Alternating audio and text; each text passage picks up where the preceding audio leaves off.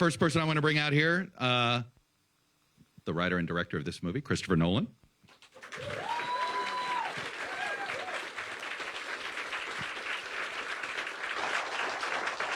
We have the author of the book that this movie was based off, that's called American Prometheus, Kai Bird.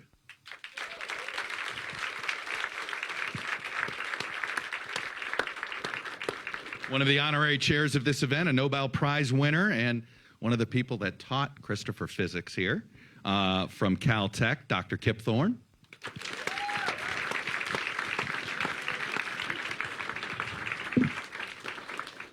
The current director of the Los Alamos National Laboratory, who is sitting in the job, Mr. Oppenheimer, Dr. Oppenheimer sat in, Dr. Tom Mason.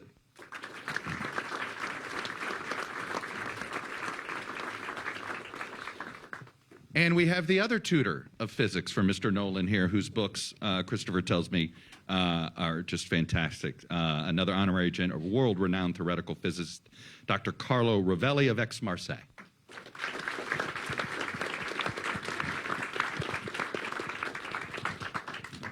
All right. Christopher thinks he's going to get the first question, but he's not. Kai gets the first question. It's his book. You get to be the first critic here. How did he do? How did it comport with your portrayal? How do you feel as if the character you wrote about and researched, and how did he portray him? Well, I first want to say that I just wish Marty Sherwin was here, my co-author on the book, who would have been blown away. It was, you know, Marty worked on this book for 25 years, and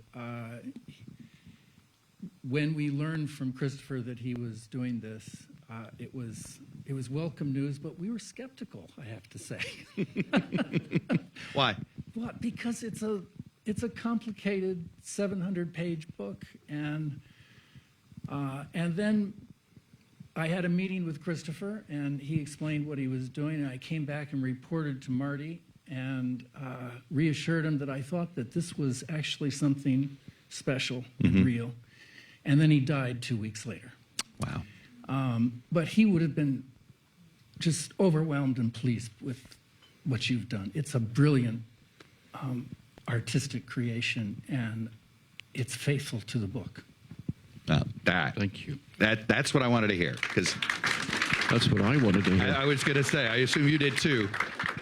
There's nothing I love more as somebody who consumes a book than to sit there and watch the movie and criticize it. So, Christopher, why did you feel this movie needed to be made?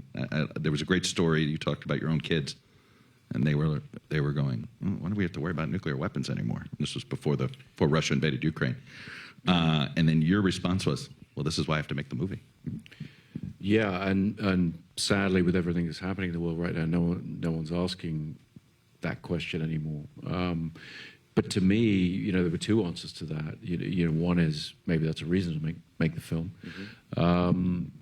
but the other is that the story itself, particularly as found in American Prometheus, the story of Robert Oppenheimer's life, and obviously in particular his relationship with the Manhattan Project, but his entire life, involves some of the most dramatic elements I've ever encountered in anybody's story, fictional or real. And so for me, everything really was about wanting to dive into his head, you know, really try and live his experience with him. And in that way, you know, when I talk to everybody, Killian, everybody involved with the film, is, you know, we're trying to keep people in his point of view, and in that way achieve understanding rather than judgment. Mm-hmm. And the hope is that by achieving that and going through the story that way, you sort of leave the film with some unsettling questions and some troubling issues. Right before you probably heard me say, and I said, you know, it's okay. I think if you feel this anxiety, I felt a ton of anxiety after watching the film. And as I shared with you, the same anxiety I go home from work every day with about our current political situation, our current state of our democracy, I felt that after watching this movie, and I assume that's exactly what you want.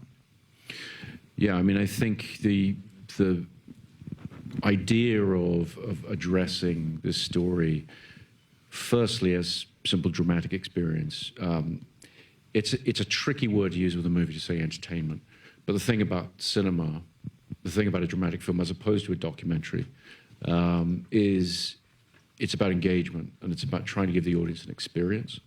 And my feeling was that the experience of his life, the experience of what these events were, and trying to understand, trying to feel what it must have been like to be in these incredibly paradoxical situations, would lead you to a place where you realize that we have tremendously troubling questions left at the end of it, and the film does not pretend to offer any easy answers. I mean, the reality is, as a filmmaker, I don't have to offer the answers. I just get to ask the most interesting questions.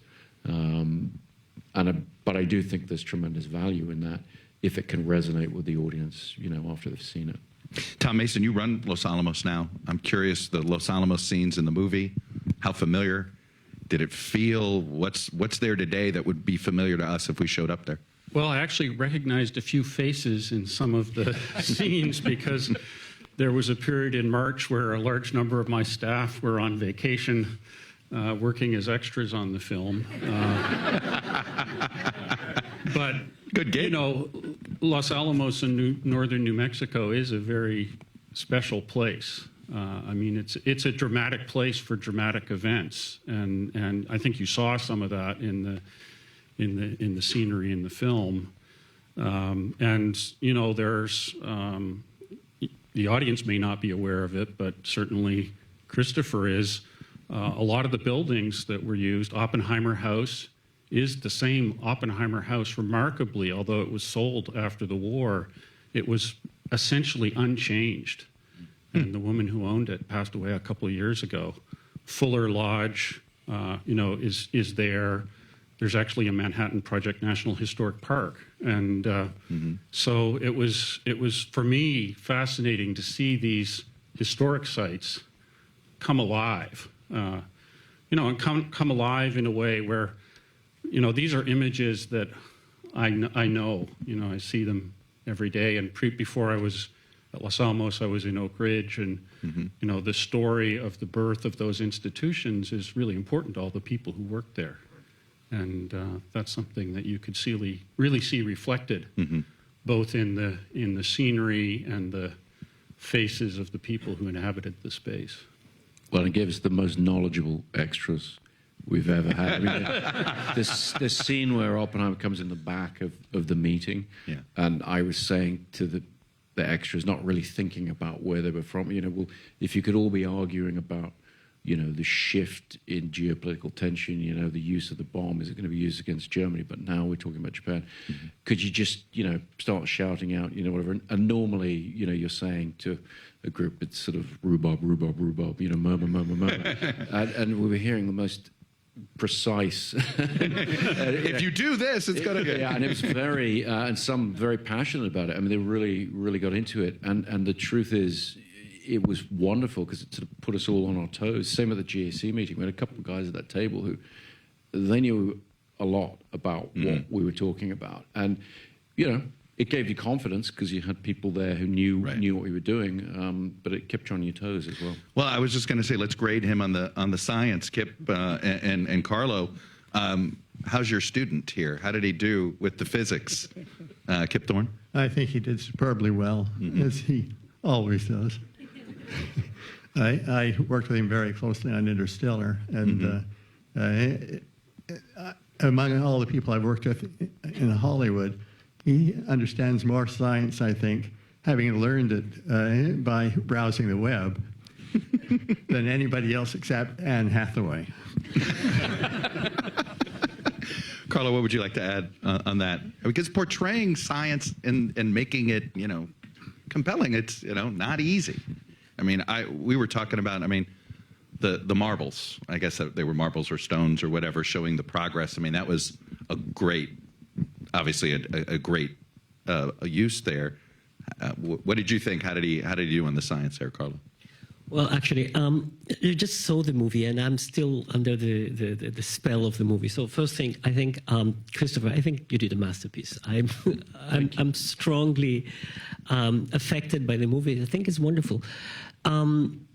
Chuck, allow me to say that I think everybody should see this movie because not only because it's fantastic, but because what it raises, the kind of questions that it raises, are not just about the 40s and about general issues about morality of scientists, things like that. They're questions, they're burning questions today.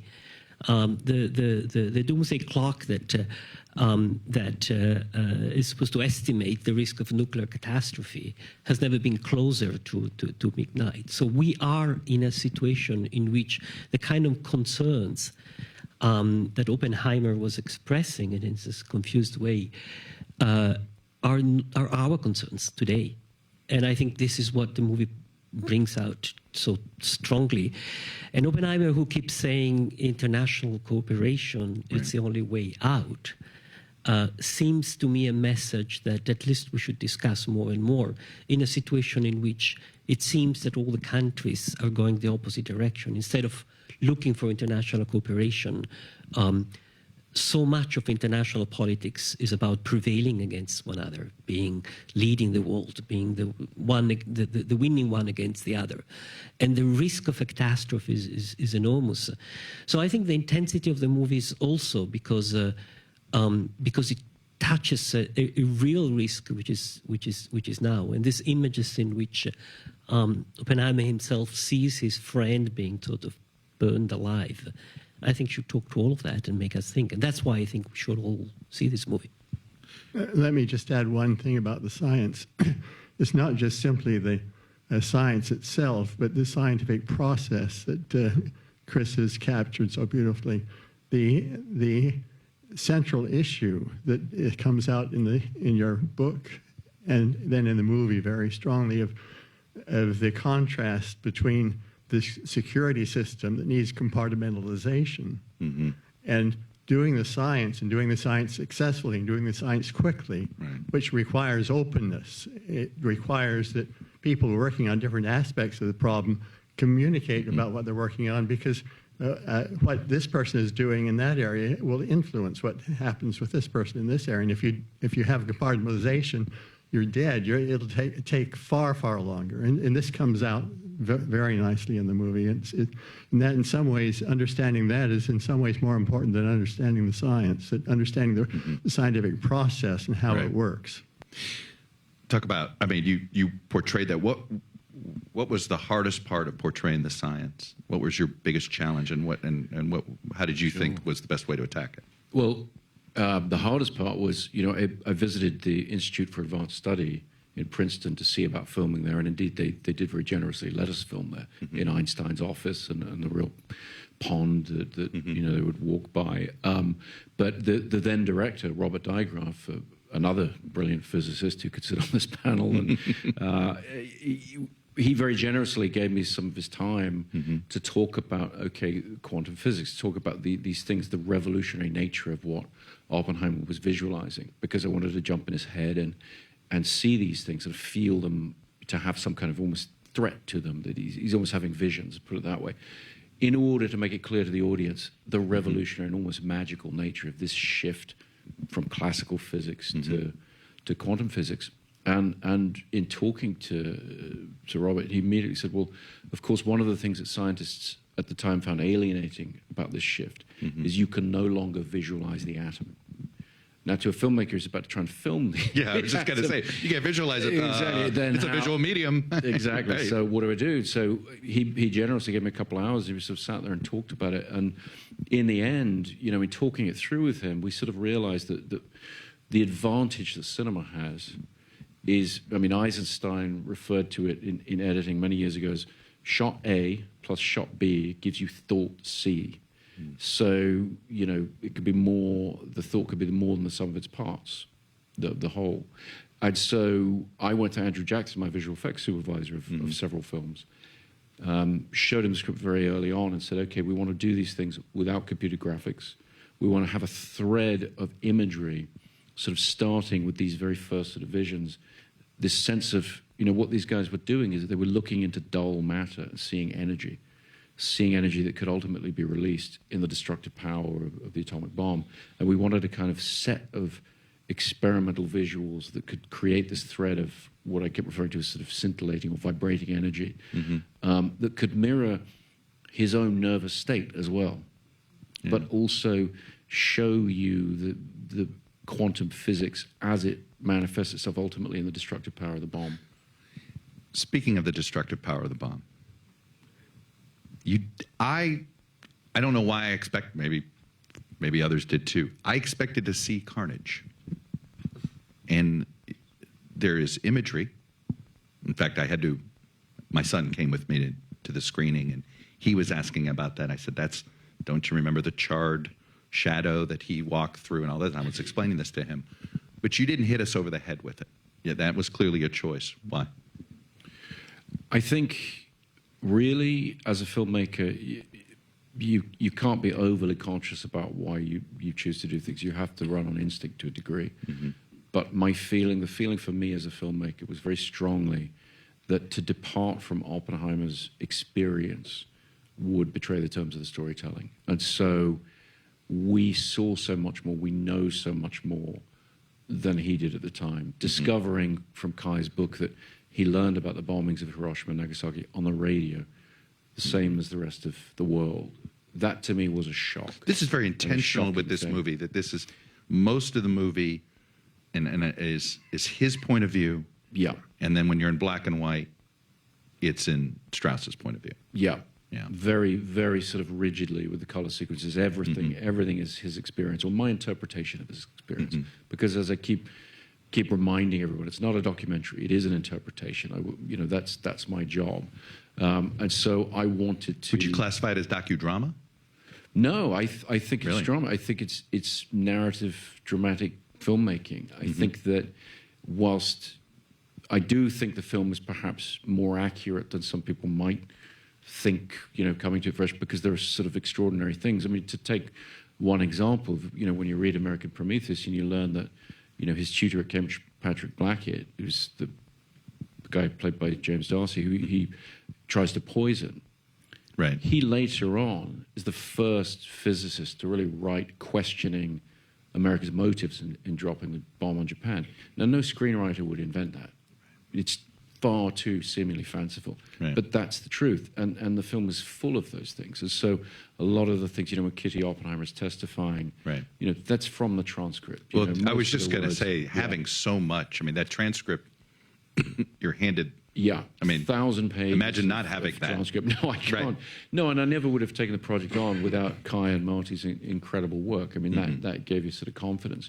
But yes, to come back to the choices of what to portray or not, to me, it's really about staying in his head. There's also, I would say, a recurring motif. I don't, deal too much in spoilers for people who haven't seen the film, if people are writing about it, but. Right. There's a lot to do with what he won't look at. There's a lot to do with him closing his eyes. My favorite retort, though, that you said about that, you were worried about spoilers, and then you said, well, there's Google. Right? This all happened. It's not like, No, don't tell anybody. There's exactly. 2 bombs. It's right? a strange. Yeah. It's a strange thing to say, to talk about spoilers. But of course, and that's why it's not a drama. Not a documentary or a docudrama, because it's the way in which you receive the story that hopefully creates suspense, hopefully creates surprise. Kai, is Oppenheimer, was he ever happy? He doesn't. I didn't see a happy man in this movie ever. Well, he's very intense. And Cillian Murphy plays him just very intensely. It's an amazing performance. And Robert Downey Jr., too, I think his performance and the dynamic between the two. And, you've just captured that in the movie. And I want to make a point that I was stunned to realize that Christopher had done his own research with regard to the testimony at the end of the movie about the mysterious scientist X who testifies against straws. Yeah. Hill, Chris Hill. You found that. And That's Rami Malek. Marty, right? Rami That's who Rami Malek plays. that part. Yeah. And Marty and I write a little bit about the Strauss hearing and how he went down to defeat, but we didn't bother to look at the confirmation transcript, and Christopher did. Anyway, it's it's I think an amazing performance, and he captures the. Did he ever find peace? But to answer your Yeah, question, yeah. Was he ever happy? You know, he was happy when he was on horseback in New Mexico. Okay. He was happy when he was sailing in the Caribbean in St. John, where he spent, he retreated. That's where he's After sort of the- exiled too, right? He Yeah. self-exiled to St. John after that summer of 1954. He took his family on a sailing trip, and then he fell in love with St. John and bought a piece of property down there right on the beach and built a very Spartan cabin. And he was happy there, but you're right. It's a sort of, He's a tortured soul. he's a tortured soul. He is. Do you think we'll keep re-examining Oppenheimer as our understanding of quantum physics continues, as our taming of the atom continues, as our ability, if we ever get to, we're always 30 years away from being 30 years away with cold fusion, right? All those things. Will we continue to relitigate his legacy? I hope so. I mean, when I talk to the leading researchers in the field of AI right now, for example, they literally refer to this right now as their Oppenheimer moment. They're looking to his story to say, okay, what are the responsibilities for scientists developing new technologies that may have unintended consequences? Do you think Silicon Valley's thinking that right now? Do you Yeah. think they understand this is an Oppenheimer moment? They say that they do, and that's that's helpful. That at least it's in the conversation, and I hope that thought process will continue. I mean, I think I'm not saying that Oppenheimer's story offers any easy answers to those questions, but it at least can serve as a cautionary tale. It at least could show, where some of those responsibilities lie, and have people take a breath and think, okay, what is the accountability of Well, the I think it's technologist? also going to jumpstart a conversation about the role of scientists and the need for us as a society drenched in technology and science to have scientists as public intellectuals. Well, do we feel as if the McCarthy era just sort of, do you feel like, Kip, you've crossed a couple of generations here in the scientific community. Do you feel like scientists sort of from the generation older than you felt that chill? What happened to Oppenheimer, and they were like, all right, maybe I won't get into the political space. I think that some of them did. Some didn't.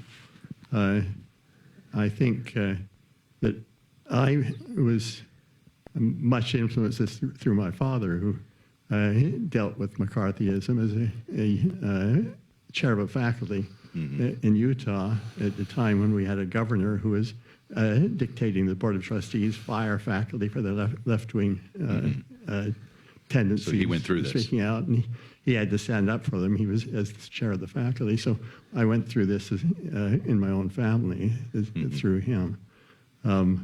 Then I went on, and I saw another aspect of this, which is quite interesting. I spent a lot of time in the Soviet Union. I had collaborations with Yakov Borisovich Zeldovich, who with Andrei Sakharov was regarded as the father of the Soviet hydrogen bomb. Right. And if you asked your Russian colleagues, why did you build the bomb for Stalin? Stalin was obviously such a terror, Right. such a terror, and the struggles that they had were similar to what Oppenheimer had, but I think more extreme in some ways. Right. Carlo, go ahead. Tom. I was going to say, even though Oppenheimer was only in Los Alamos for 2.5 years, roughly, what he brought to the position is still with us today in terms of the culture of the laboratory and the commitment to free and open debate, within the walls, even though we're still doing sensitive work. And also, the importance of bringing the best technical advice. And we recognize that there needs to be a lot of, I recognize there needs to be a lot of voices in those discussions. But one of the voices does need to be, what is the science? The last thing you want to have is have a consequential policy debate based on a faulty understanding of the science. I'm curious what you thought of the line, if you remember it, when Oppenheimer, when I think it was one of the colleagues of Oppenheimer says, "You're not a scientist anymore, you're a politician." Do you feel like a politician running Los Alamos or a scientist still? So I did my research on neutron scattering, and if I bumped into a neutron in the hall now, I probably wouldn't recognize it. You know, that's the role. Right. My job is to enable the science of others, to protect them from all these external factors that might distract them, to make the case for the resources they need, and to speak truth to power even when it's uncomfortable. Carlo, do you think we'll see more scientists speak out, or do you? I mean, look, there was a chill post-COVID. Look what happened look at what has happened to Anthony Fauci, right? Look at what happened to Oppenheimer. I mean, there are a lot of parallels between Fauci and Oppenheimer right now. I hope there will be more scientists speaking out. A lot of great physicists, American physicists, are here in the audience. Let me make this comment. Having weapons of mass destruction and living in this planet, humankind thinking just about building things to kill one another and trying to dominate one another is obviously madness and stupidity. But humans are not always so mad, and there have been a lot of moments in history. Think just about the treaties about limiting nuclear weapons that the Soviet Union and the United States were able to negotiate in the moment of in the hardest moment of the Cold War, with a huge ideological clash and ideological difference. Nevertheless, reasonable people in power could, decide to sit down, and at that point, scientists and in particular physicists played a big role. That's what Kip was referring to. There was a communication between American and Russian scientists, which was both culturally and also directly important for. And I think that's what should happen today. I mean, the scientists, for scientists, for our world, the Russians are friends, the Chinese are friends. Right. And I think that's what we should learn and tell the politicians, stop this madness of just trying to prevail. The laws of physics are the same in China as they are in the United States, as they are in Russia. The physics is the same, but it's more. It's also, one of the beautiful things we see in the movie, it's the openness of some scientists. I mean, first of all, I loved seeing Oppenheimer getting engaged with the wasteland, with Eliot, with modern pictures, this openness, and with politics. I mean, the science is not a closed thing. It's something that talks with the rest of the culture and should talk with the rest of the culture and should contribute. But ultimately, the decisions are not the scientists. Ultimately, the decision is society, is politics, and that's where we need to calm down the current tension and the disasters, I think. Let's talk about, Christopher, if I could get you to do 2 screenings, right? I'd have you do 1 screening to the U.S. Congress. What would you hope they would take away from this? I think more than anything, coming out of making the film and as it starts to go out to the world, I realized that we talked about this earlier, our relationship with the fear of nuclear weapons ebbs and flows with the geopolitical situation. Right. And it shouldn't, because the threat is constant. And very often, when you look back at history, some of the closest moments to nuclear disaster have actually been in times of relative calm geopolitically. So even though the situation in Ukraine kind of puts it more in the forefront of people's minds, the truth is nuclear weapons are an extraordinarily dangerous thing to have lying around the house. And it is not something we should ever forget about, and it's not something we should take lightly. And one of the things that frightens me the most about, you talk about coming home from work with anxiety, but when I hear in the media reasonable people talking about tactical nuclear weapons, right, as if this distinction can be made, and can be made via first politicians and media sort of warming us up to the idea that perhaps there's a certain size of nuclear weapon that would be acceptable as opposed to the large ones. It's kind of like the word clean coal. Sorry. Yeah, it's very much clean coal, very tactical nukes. I don't think they exist. Well, and part of the fascination about Oppenheimer is, as you dig into his story, one of the things he did. You talk about things I had to leave out of the film that are in Kai's book and everything. One of the things that he did, he was not naive. He did not get crushed by the system out of naivety. He was incredibly sophisticated, And he started talking about tactical weapons, bring the battle back to the battlefield, because he wanted to play the army off against the Air Force, essentially. He wanted to temper the threat of these giant genocidal H-bombs that the Air Force wanted to have in the air 24/7. But you know, you had it, I think he reiterated a few times in the movie. And it's held true, where his belief was, well, if we use it once, it'll mean they won't use it again. So far, that's been true. So it's interesting. There's a book by Hariri, one of 21 Lessons for the 21st Century. And one of the things he talks about is if you look at all of recorded and only partially recorded human history, for most of that period of time, 15% of the population died from violence, from armed conflict. Since 1945, it's been single-digit percentages. So Oppenheimer's and Bohr's dream that war would end did not come to pass, obviously. But as horrific as the concept of mutual assured destruction is, it has acted as a restraint. And if you ask, So far. Fingers crossed. But if you ask what role is nuclear deterrence playing right now in the Ukraine, it is containing the conflict. Now, it's scary because we don't know whether or not it's going to hold. But then again, you know what also nuclear deterrence has done? It's deterred how much we help. It has deterred our ability to help Ukraine more. Absolutely. And there's been, but you know, why no fly zone? Because you've got to enforce it. But I would say we have seen what happens when wars spread across borders in Europe. We saw it in 1939. We saw it in 1914. So, you know, one of my predecessors, I think it was Norris Bradbury, said the role of nuclear weapons is to force world leaders to think of other solutions to their problems. One more screening I want you to have, which is in Silicon Valley. And what do you want those guys to take away from this film? I think what I would want them to take away is the concept of accountability.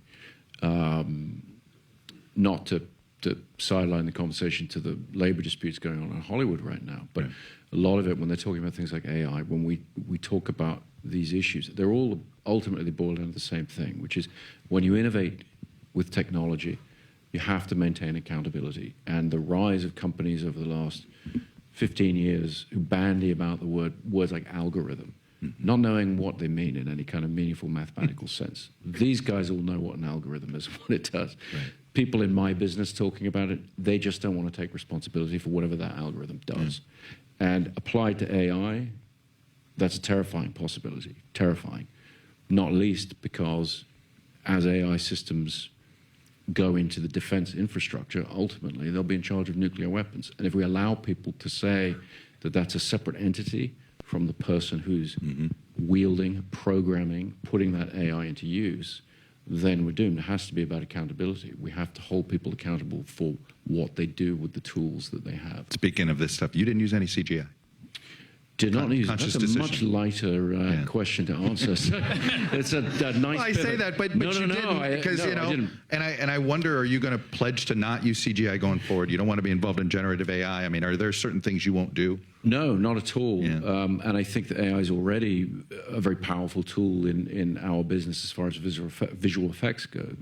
The interesting thing, as you say, is computer graphics. To me, they're a touch anodyne. They're very versatile, but they tend to lack threat. Of course, now they're seeming threatening in other ways. But as far as your actual use of them, and as a filmmaker, you're trying to gauge, you know, what colors are in your paint box, what techniques are you going to use, what's the feeling. And so in an earlier film, at the end of one of my films, there's a nuclear explosion in Dark Knight Rises. It's meant to feel like it's far away enough that it's not going to affect you and whatever. And so you're actually meant to have a sense of, okay, we got away with it at the end. We did that with CG. It was beautifully rendered. My team, you know, incredibly well researched. But coming to portray the Trinity test, and obviously we're here, you know, leading up to the anniversary of the Trinity test tomorrow. But it was like, okay, this has to feel dangerous. This has to feel beautiful and terrifying in equal measure. And real world imagery, real world things. I think they have that bite. Well, I think beautiful and terrified. It's a pretty good. We should put that on a movie poster. Because it was beautiful and it was terrifying. Congratulations. Thank you. I think we made that as a compliment. Thank you very much. And what a panel. Thank you, guys.